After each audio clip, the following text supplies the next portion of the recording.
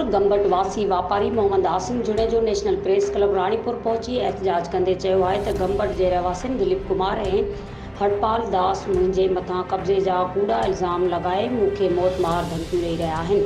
हुननि चयो त मां कंहिं ॿिए दुकान ते कब्ज़ो नाहे कयो, ॼाणायल दुकान मुंहिंजे ज़ाती मिल्कियत आहे, जन जा खाता पिणु मूं वटि मौजूदु आहिनि।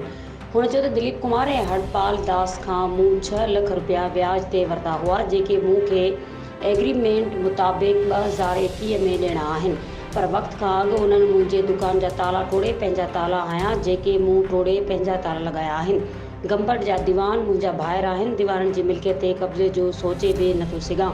दिलीप कुमार ऐं हरपाल दास ॾोहारी माण्हुनि खां मौत मार धमकियूं ॾियारे रहिया आहिनि। मूंखे कुझु बि थियो त उन जा ज़िम्मेवार उहे आहिनि।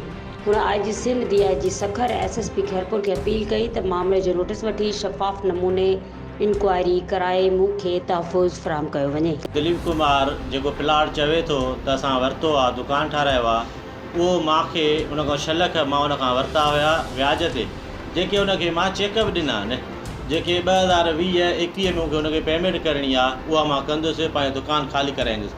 बाक़ी जेके मुंहिंजे ब्रदर हुन खां पैसा वरिता हुया, पैसा बि न वरिता, हुन ककड़ा मूंखां वठे, जेको हीअ दुकान भाईजान चवे थो, जिन जा कागज़ अथसि दुकान ते, हे बि मां ॾियण लाइ तयारु आहियां। मुंहिंजो अकेले ते का दुश्मनी न आहे। मां पाण सिटीज़न आहियां, शहर जो आहियां, मां मिलर आहियां, वापारी आहियां, अगड़ा रोड ते गमबट ते मुंहिंजो वापारु आहे। टोटल दीवान मोले में रहंदो आहियां, सभु दीवान मुंहिंजा दोस्त आहिनि। हिन महिल ते मूंखे दीवान सां फिटायल कोन्हे। बाक़ी जेके दुकान जा कागज़ अथसि, मां बिल्कुलु ॾियण लाइ राज़ी, ॾियण लाइ तयारु अचे।